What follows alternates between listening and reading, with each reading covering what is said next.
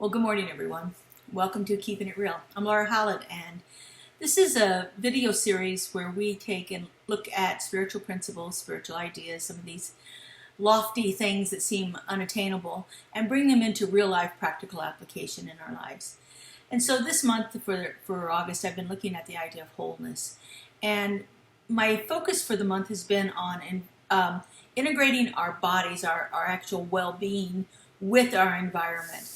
I looked at an idea called ecosomatics, which is about taking the feelings of our bodies and integrating that with our environment. And so we talked about things like earthing, where you go out and walk on the earth and actually connect with the physical presence of the earth, the grass, the dirt, the concrete, that you can actually begin to have benefits from the healthy ions and so forth that are actually available when we're out there in the environment. We talked about breathing and how making our breath flow with our environment and taking those deeper, sustainable breathing practices and allowing those to really change the way that we interact each day. Instead of letting our breath become so automatic, we actually put a little intention on it to bring about a different feeling in our bodies and so forth.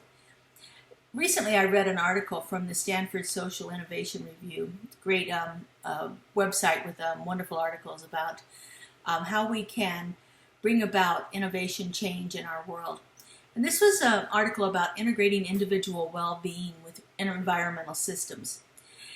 They talked about something called integral ecology, which is the recognition that what happens to the earth happens to each one of us. So we are not this, individual thing that has dominance over this entire world, although we've acted like that for centuries.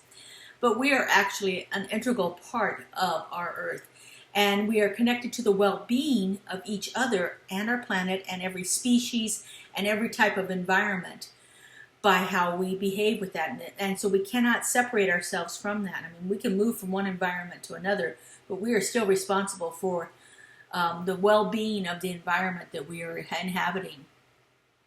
This idea that we are connected individually and with every species and every environment is central to many of the faith traditions. In fact, recently Pope Francis wrote an article or a letter encouraging us to look to take a broader vision and look at our inherent interconnectedness with everything and everyone in what he called our common home, this planet we call Earth here. There are so many little ways that we can practice being integrally connected to our earth that will help us sustain our environments and sustain this planet. Being in harmony with the environment that you live in. I happen to live in the Southwest desert here in the United States. And so we have certain plants that we can't plant here in this environment because they take too much water. They're harmful to the ecosystem. So you can grow anything in the desert, but what is it doing to the environment when you grow it? And so we're regulated by the type of trees that we plant. In fact, recently they just put out a new list of types of trees that we can actually use here in our environment. They've also regulated the size of the pools that we can have, swimming pools, because water is such a fundamental issue when you live in the desert. And so, learning to live in connection with the environment that you're in, whatever that environment is a powerful practice. Things like eating produce that is locally grown and is seasonal, not trying to force something to grow outside of its normal seasonal growing period is a very sustainable way. We use less water, less transportation of the vegetables from one place to another. If we eat locally, we begin to conserve our environment in a way that isn't possible if we continue to, want what we want when we want it and do everything about getting that. The other things we can do, the 3 R's, recycle, reuse, and reduce. Those are powerful ways that we can be much more conscious stewards of our planet.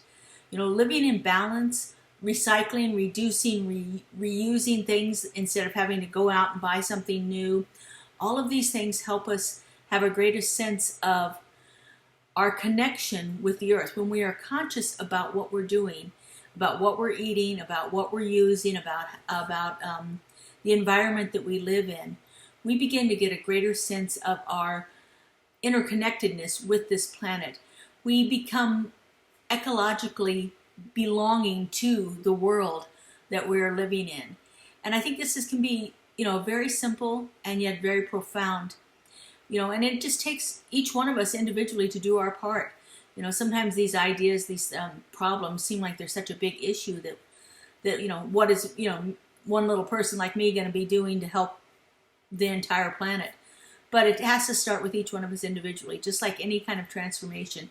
It's an inward job. It starts with us, and it's up to us to do our part. So think about things when you're in the grocery store buying your produce, when you are at the store, do you need that new thing, or is there something at home that you can reuse? Do you need to buy plastic bags that are single-use plastic bags, or is there a way that you can store things in reusable bags? Really just begin to look at these little things and see what a difference it makes in our world. Have a great week, everyone, and we will see you back here again next week on Keeping It Real. Bye-bye.